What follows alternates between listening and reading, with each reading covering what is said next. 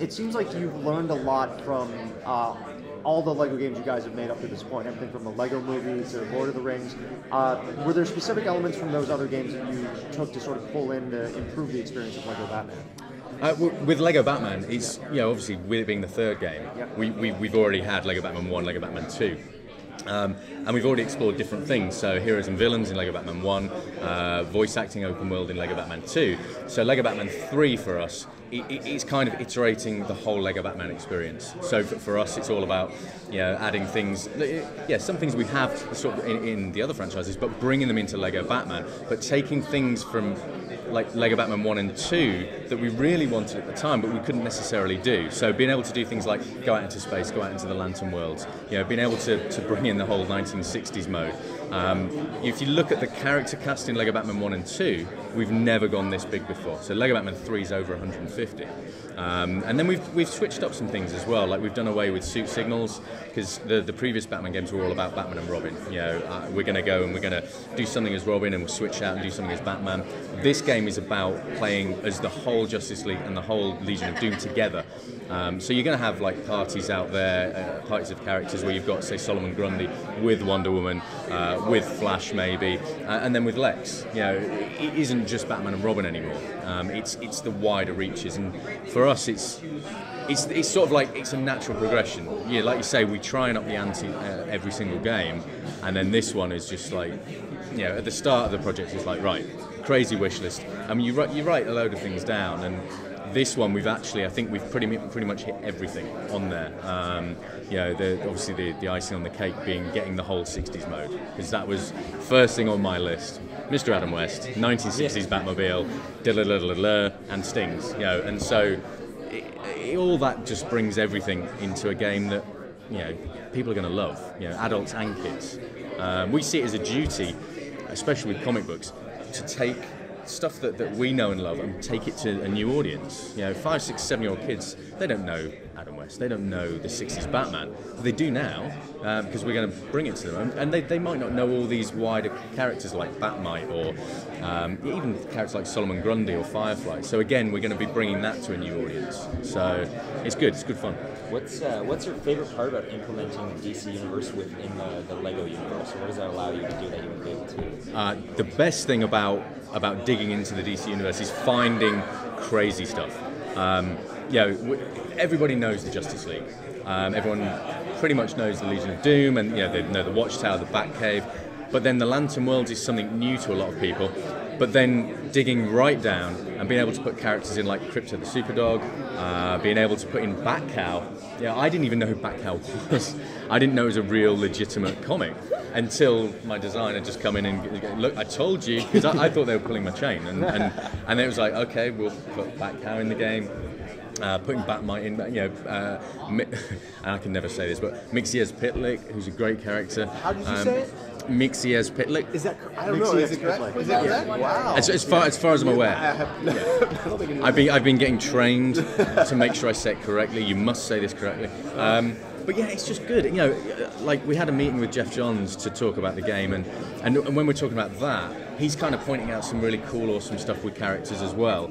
That's going to be sort of moving forward, really cool and current. So again, for us, it's like, well, great, we'll get those in Lego form. And the main difficulty is like restraining yourself, because you get to the point where it's like, and then it's like, oh, and then we've actually got to finish the game. So, but yeah, the Lego games are great fun.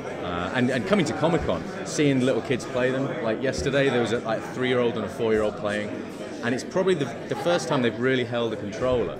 And just watching them running around, it's great. I love what we do, really. In terms of game mechanics and character abilities, are there any that really stand out to you this time? Yeah, for me, it's Lego Batman 2. We kind of touched upon it, but with this one, with so many characters, we really wanted to make sure every character felt, as it should. So we have Billy Batson in the game. At any point in time, you can press a button. He'll shout Shazam. He'll turn into Shazam. You can then fly around, shoot lightning bolts. You can then turn back to Billy Batson and run around. We had Clark Kent in the previous game, but we never had the instant transformation. This time round, you hold a button, a telephone box drops down. He runs in, runs out, Superman, and away you go. And it's bringing that sort of personality to the table. Each character has got abilities and powers. Plastic Man can double jump and he turns into a little biplane. If you hold another button, he turns into what I've been told is called a hippity hop. In England, we call it a space hopper. It's a little thing you bounce around on. And it's about personality. The whole game with characters. Solomon Grundy, he's got different anims to say. Killer Croc, who's very, very angry all the time and ferocious. And it's a big ask. When we're designing this stuff, we then go to the team and we pitch it to them, and thankfully they buy into it, and then they run with it. And sometimes they come back to us and say, "Yeah, we've done this. How do you feel about this?" Or "How do you feel about the other?" And it's a very collaborative process. We spend a lot of time in meetings where we're just coming up with silly things. But they work. And then when you see kids like Cyborg turns into a washing machine, the idea was, he needs to have like a stealthy suit. So Lex Luthor turns invisible because he's got refractive, some shenanigan we make up. And then for Cyborg, it was like, well, a washing machine would work, because who's going to suspect a washing machine until he shoots you with his laser? So, but all of this stuff is just fun.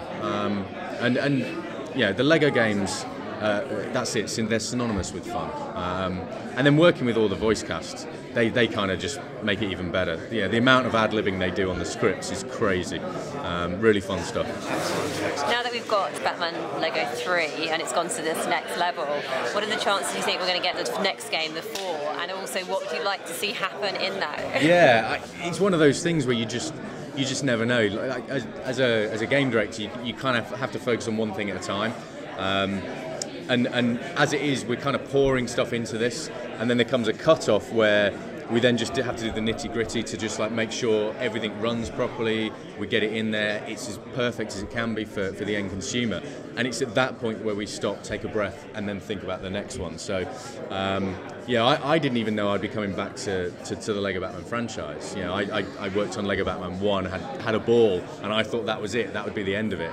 And then we did 2, same again, and now we're doing 3. It's just like, okay, let's run with it. I don't know. Once we've finished it, who knows? But we just want to make sure it's as good as it can be. Have you had a wish list? Because you obviously got to work with Adam West on this one. You've got the 60s Batman thing going on. If you had that wish list, what would you like to bring into the next one? I have no idea. I'd probably be visiting one of the other dimensions, I guess. I don't know, maybe go Earth 2 or something. It's one of those, I think, we're so ingrained with Lego Batman at the minute that once I've got to have a vacation at the end of this, I think we'll just probably sit there. I'll actually be able to read comic books for enjoyment rather than hardcore research. And then we'll kind of rethink things then. So, but this one's going to be pretty crazy. Okay. What did the next-gen hardware kind of allow you to do that you really couldn't do before? Well, the great thing about taking Lego Batman Next Gen is that it allows us to put more characters on screen. It allows us to, more importantly, put more Lego into the levels, because Lego's where the gameplay is.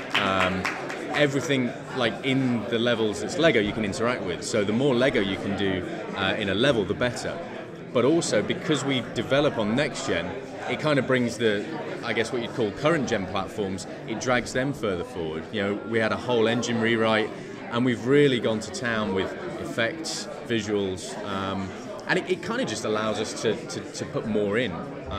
The programmers then shout us and tell us, easy, steady. But as designers, you just have to keep asking. So, it's great to be able to just put more of everything, I guess, into the game.